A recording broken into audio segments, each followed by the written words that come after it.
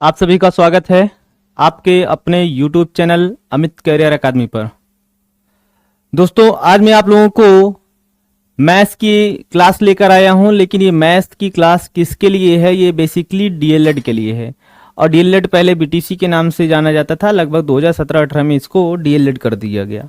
ठीक, तो डीएलएड में जो थर्ड सेमेस्टर और फर्स्ट सेमेस्टर का एग्जाम अभी हाल में होने वाला है, तो उसमें मैं आपको मैथ पढ़ाऊंगा। और ध्यान दीजिएगा, और भी जो एग्जाम है अगर उसमें ये मैथ है और इसका जो चैप्टर होगा सर्कल में आप लोगों को पढ़ाऊंगा, वो सब में काम करेगा। दूसरी चीज ये कि जो क्वेश्चन मैं बता दे रहा हूं, क्वेश्चन श्योर यही आएंगे। थोड़ा डेटा चेंज कर देगा लेकिन कॉन्सेप्ट चेंज नहीं करेगा। सेम टू सेम क्वेश्चन आपको देखने को मिल जाएंगे। तो पहला चैप्टर लेकर चलते हैं। जो पहला चैप्टर है वो सर्कल है। क्या है? वृत्त है। तो सबसे पहले हम वृत्त के बारे में जानेंगे। कहा जाता है कि वृत्त की त्रिज्या क्या होती है। अगर मान लीजिए ये वृत्त का केंद्र O है। क्या है? वृत्त का केंद्र O है और ये जो परिधि है, केंद्र से परिधि के बीच की दूरी को त्रिज्या कहते हैं।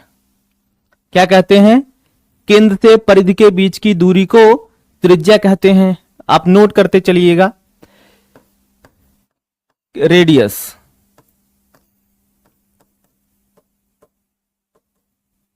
ठीक। केंद्र से परिधि के बीच की दूरी, ये केंद्र है, ये परिधि है। केंद्र से परिधि के बीच की दूरी को त्रिज्या कहते हैं। इसे आर से डिनोट करते हैं, आर से प्रदर्शित करते हैं। दूसरी बात, सवाल आपसे यह पूछा जा सकता है कि एक वृत्त में कुल कितनी त्रिज्याएं खींची जा सकती हैं। तो आप नोट करिएगा, एक वृत्त में कुल अनंत त्रिज्याएं खींची जा सकती हैं। कितनी त्रिज्याएं? अनंत त्रिज्याएं।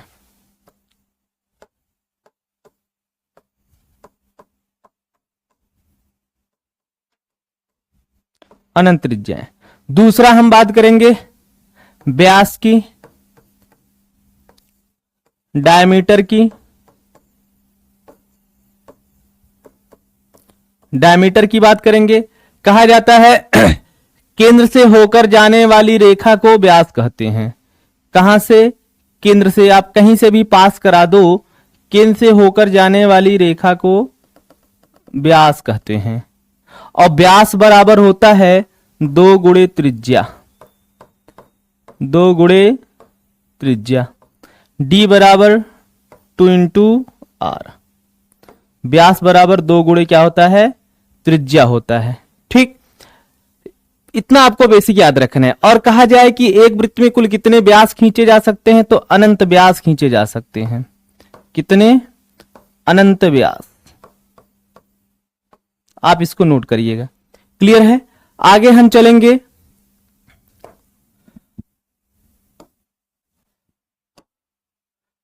कहा जाए कि अगर आप ये सर्कल पढ़ रहे हैं,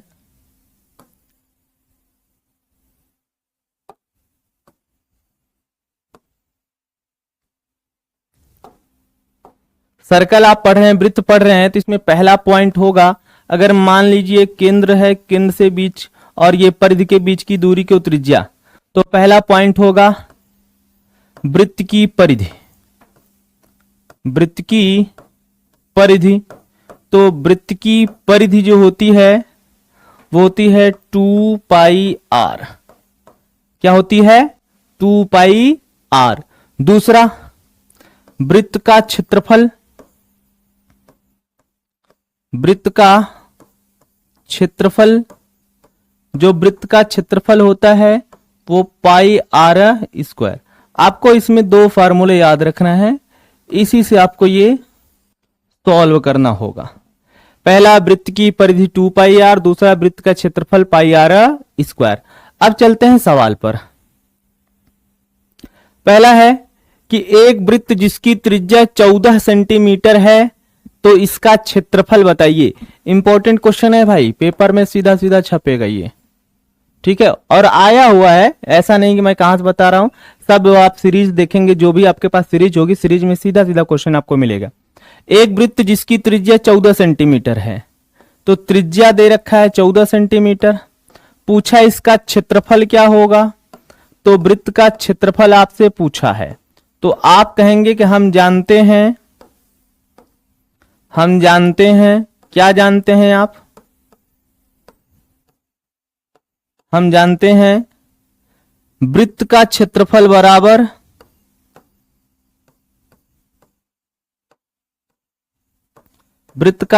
बराबर ये होता है पाई आर स्क्वायर। पाई की वैल्यू 22/7, आर स्क्वायर, आर कितना है 14, 14 की स्क्वायर यानी 14 गुणे 14 कितना हो जाएगा 14 गुणे 14, 7 1 का 7, 7 दूनी 14, ये हो जाएगा 14 दूना 28, सॉरी 22 दूना 44, सॉरी ये नहीं यहां करना है, 22 दूना 44, पहले आप इसका गुणा इसमें करिए, 22 दूना 44 और गुणे ये 14, गुणा करेंगे तो 14 चौका 56 5 61, 616 सेंटीमीटर स्क्वायर आएगा। कितना आएगा 616 सेंटीमीटर स्क्वायर आएगा, यानी आपका ये ऑप्शन नंबर दूसरा सही है। क्वेश्चन नोट कर लीजिएगा भाई, ये पेपर में श्योर है कि आएगा ऐसा। आगे चलते हैं, एक क्वेश्चन मैं आपको होमवर्क के रूप में दे देता हूं, लिखिए। एक वृत्त आप लगा लीजिएगा, इसी की जैसा है। एक वृत्त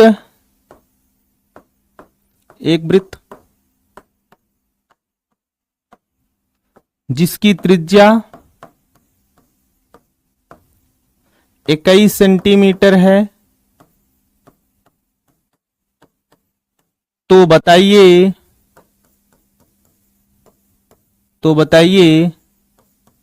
इस वृत्त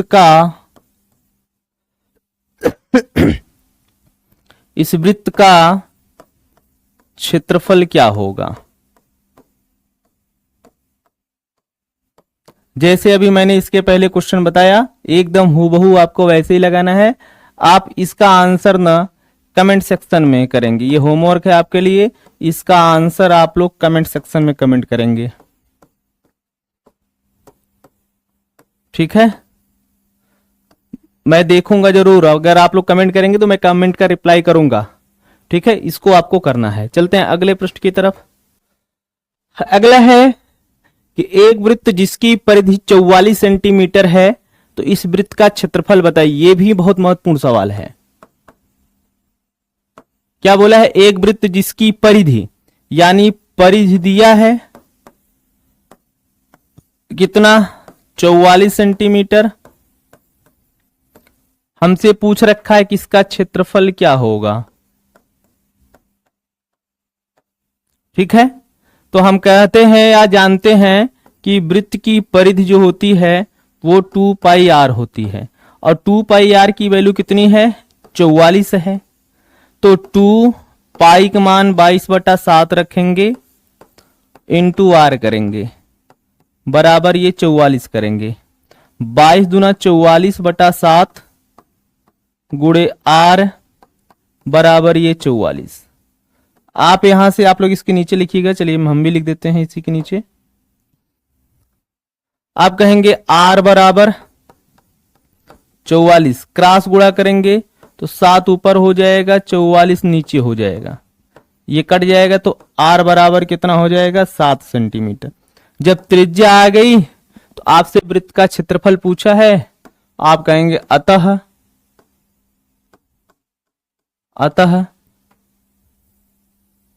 वृत्त का क्षेत्रफल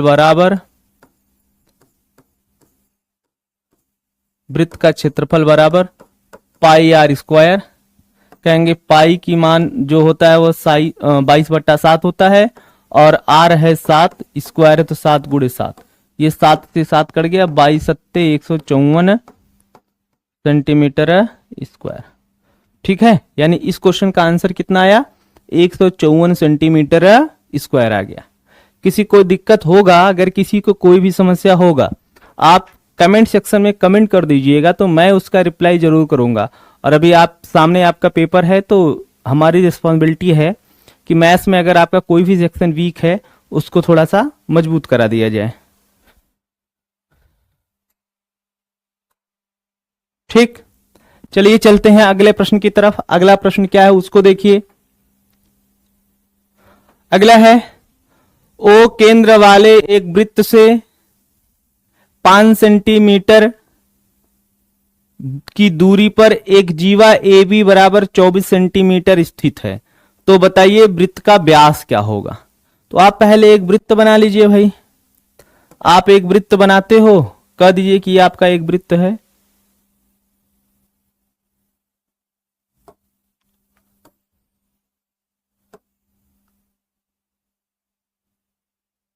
ये कहां से लाया भाई।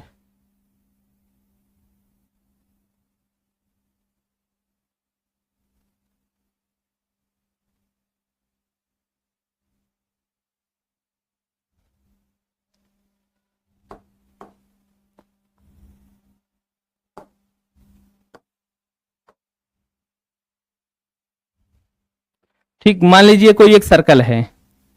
ठीक, अब बोला है कि इसका केंद्र ओ है, ये इसका केंद्र ओ मान लिया। अब इससे 5 सेंटीमीटर की दूरी पर, कितने सेंटीमीटर की दूरी पर, 5 सेंटीमीटर की दूरी पर मान लिया कि एक केंद्र ओ है, 5 सेंटीमीटर की दूरी पर एक जीवा स्थित है, और मैंने एक जीवा ए बी बना दिया, और ए बी की वैल्यू कितना है, 24 सेंटीमीटर। ए बी की वैल्यू कितनी है, 24 सेंटीमीटर। और ये जो जीवा केंद्र से 5 सेंटीमीटर की दूरी पर, ये 5 मान लिया, और मान लिया कि ये ओपी है। अब आप कहिएगा कि अगर ये ए बी बराबर 24 है तो ए पी बराबर 12 और बीपी बराबर भी 12 कहां से आएगा। आप एक प्रमेय जानते हो, यहां मैं साइड में लिख देता हूं, साइड में मैं आपको लिख के दे देता हूं, आप नोट कर लीजिएगा। पेपर में लिखेंगे अगर आप ना, तो पूरा पूरा आपको मिलेगा नंबर।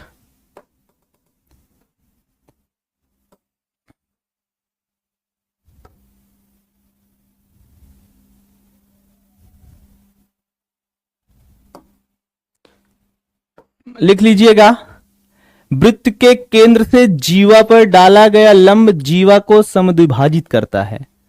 वृत्त के केंद्र से, वृत्त के केंद्र से जीवा पर डाला गया लंब या खींचा गया लंब, डाला गया लंब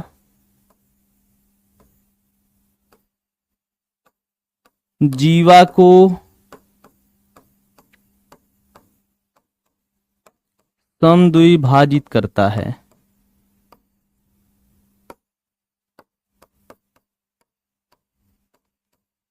ठीक है, तो आप कहेंगे अगर ये जीवा को समद्विभाजित करता है तो पूरा 24 था तो 12 12 में, आप यहां से पहले ये त्रिज्या निकाल लीजिए, एक त्रिभुज बनाइए।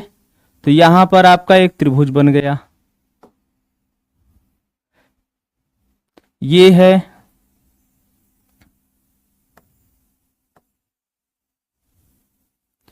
ओ पी ए, ये लंब है, ये 12 है, ये 5 है।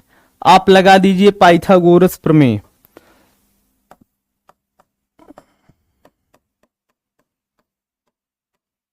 पाइथागोरस प्रमेय से,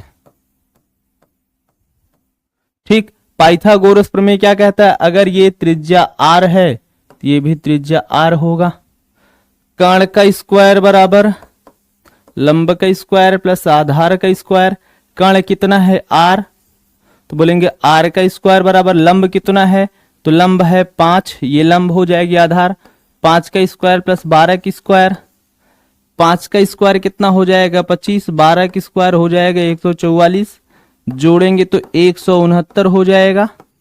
तो r स्क्वायर बराबर 169, तो r बराबर 13 हो जाएगा भाई। 169 कौन से नंबर का स्क्वायर है, 13 का। लेकिन आपसे त्रिज्या नहीं पूछा है, आपसे पूछा है वृत्त का व्यास। तो आप लोग इसके नीचे लिखिएगा, मैं यहां लिखता हूं, अतः वृत्त का व्यास बराबर, अतः वृत्त का व्यास बराबर 2 गुणे आर, 2 गुणे आर है 13, 13 दूनी 26, यानी जो वृत्त का व्यास होगा वो कितना होगा, 26 सेंटीमीटर होगा।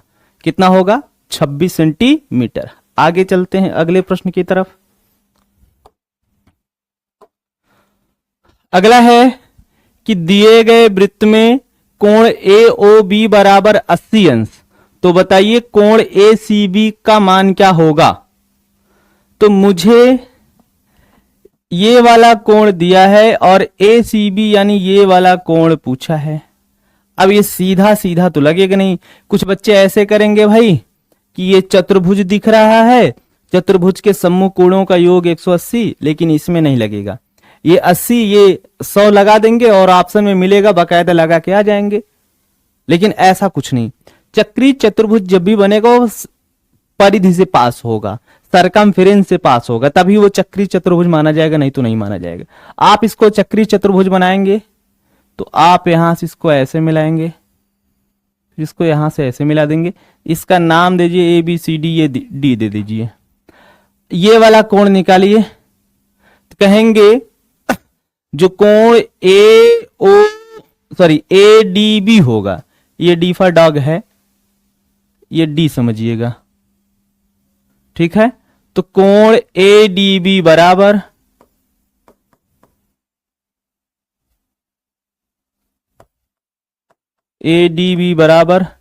कोण AOB बटा 2। कहां से मैं कह रहा हूं, आप प्रमेय जानते हैं, वृत्त के परिधि पर बना कोण केंद्र पर बने कोण का आधा होता है। परिधि पर बना कोण केंद्र पर बने कोण का क्या होता है, आधा होता है। इसका रिवर्स क्या होता है, रिवर्स ये होता है कि केंद्र पर बना कोण परिधि पर बने कोण का दोगुना होता है। तो दोनों रिवर्स फॉरवर्ड आप लेके चलेंगे, तो यहां पर रिवर्स वाला है, परिधि पर बना कोण केंद्र पर बने कोण का आधा होता है। आप कहेंगे वृत्त के परिधि पर बना कोण केंद्र पर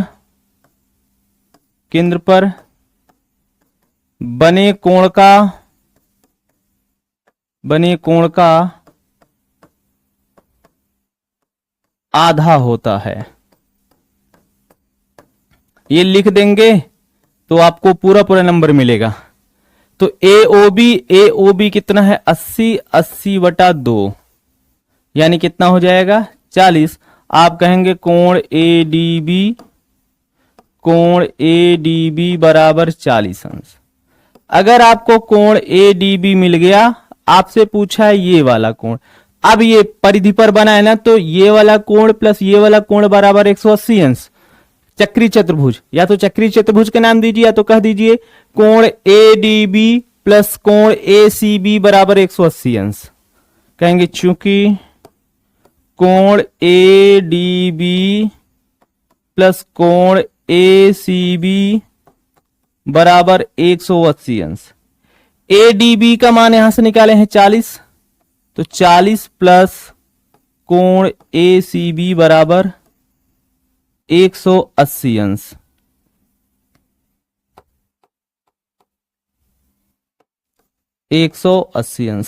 तो आप कहेंगे कोण ACB बराबर, ये प्लस में उधर जाएगा तो माइनस में, 180 माइनस 40, तो आप कहेंगे कोण ACB बराबर 140। ठीक, ये आपका हो जाएगा कोण ACB बराबर कितना, 140 अंश। ये बेहद महत्वपूर्ण सवाल है, पढ़ के जरूर जाइएगा, आता बहुत है।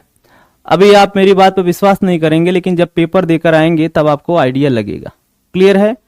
आप लोग अगर पूरी क्लास देख रहे होंगे तो मेरी बात आपको सुनाई देगी। कमेंट सेक्शन में कमेंट करिएगा कि अगला कौन सा चैप्टर पढ़ाया जाए। मैं एक दिन में, आज तो मैं सर्कल केवल पढ़ाया हूं, अगली क्लास जो मैं लूंगा वो 2-3 चैप्टर मिला के लूंगा। आप लोग कमेंट सेक्शन में कमेंट कर दीजिएगा कि कौन कौन सा चैप्टर पहले पढ़ाया जाए। जो आपको थोड़ा टफ लगे या जिसमें आपको थोड़ा कम समझ में आए वो आप कमेंट कर दीजिएगा, ठीक है? उसको मैं पढ़ा दूंगा। ठीक, तो आज के लिए बस इतना ही। Okay, thank you.